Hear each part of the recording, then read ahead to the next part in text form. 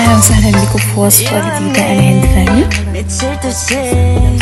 النهارده هنعمل مع بعض وصفه حلوه سهله سريعه، مش تاخد معانا اي وقت. تنفع للناس اللي عاملين دايت، تنفع للناس اللي عايزين ياكلوا اكل صحي، تنفع للناس اللي مستعجلين راجعين من الشغل مش لاحقين يعملوا اكله.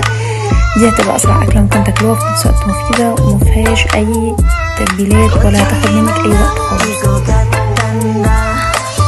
نبدا في الوصفه مع بعض على طول.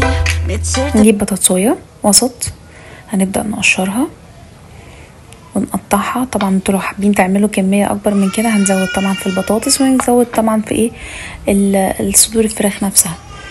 هنقشرها مع بعض ونبدا نقطعها مكعبات، وهنحطها تتسلق حوالي 5 دقايق او 7 دقايق في ميه وفيها شويه ملح. مش هنضيف ليها اي اضافات تانية خالص.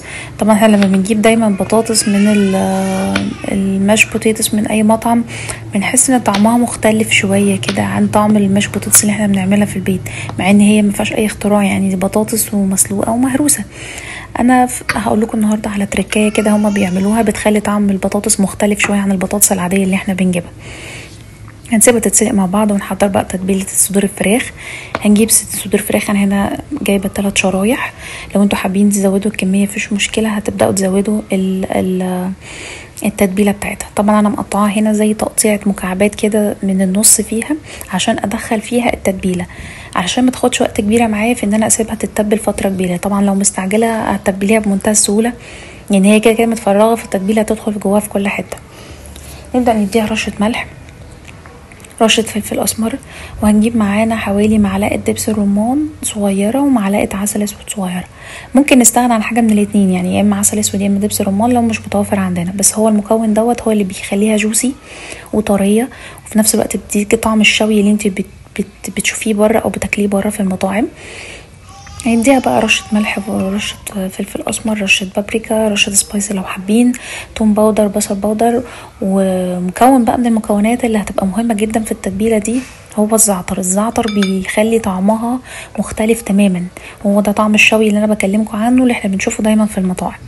فاضافه الزعتر هنا مهمه جدا عشان هتحسسك بطعم الشوي اللي بتحبيه من بره. هنقلبهم طبعا التتبيله دي مع بعض كويس، وهنسيبها فيها حوالي 10 دقايق ربع ساعه. لو حابه تسيبها اكتر من كده مفيش مشكله، بس هي زي ما قلت لكم هي متفرغه كويس فمش هتاخد وقت. وانا طبعا مش ضايفه لها اي ماده دهنيه هنا خالص، انا هستكفي بيها كده. سبتها حوالي 10 دقايق وهبدا اسويها في الاير فراير. لو حابه تسويها في الفرن تسويها في الفرن مفيش مشكله. هنديها ورقه زبده ونحطها في الفرن ونديها رشه زيت بس صغيره عشان ما تلزقش. انا هنا اديت رشه زيت صغيره في الاير فراير وحطيتها على درجه حراره 180 وسبتها حوالي ربع ساعه، مش هتاخد وقت اكتر من كده. وبس هفتح في النص اقلبها على الجنب التاني وخلاص، وده يبقى شكلها وانا بقلبها.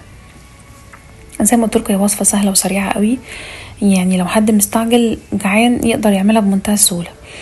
هنروح بقى كده نجيب البطاطس نبدا نهرسها، وزي ما قلت لكم هقول لكم على المكون اللي المطاعم بيحطوه عشان يغير طعم البطاطس خالص، وهو ان احنا نحط معلقه لبن رايب او معلقه كريمه طبخ او معلقه زبادي، يعني اي حاجه من الثلاثه دول متوفرين عندنا.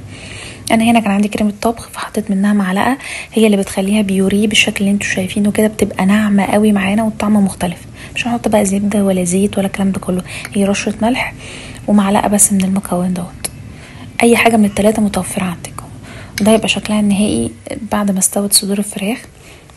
نبدا بقى نجهز لها الطبق اللي هنحطه فيه. انا هنا كنت حاطه معاها كابوتشا والبطاطس ومقطعه معاها طماطم وخيار عشان اعلي من قيمتها الغذائيه ومن فايدتها. طبعا انا زي ما قلت لكم الوصفه دي سريعه وسهله وفيها مفيهاش اي تتبيلات كتير. شايفين شكل الصدر الفرخ عامل ازاي، وتقطيعته مستوي من جوه كويس، مش ناشف ولا بيشد معاكي وانت بتقطعيه. هي التتبيله دي بتخليه طري زي ما قلت لكم. اتمنى الوصفه تكون عجبتكم، وما تنسوش اللايك والسبسكرايب، واستناكم ان شاء الله في وصفه جديده.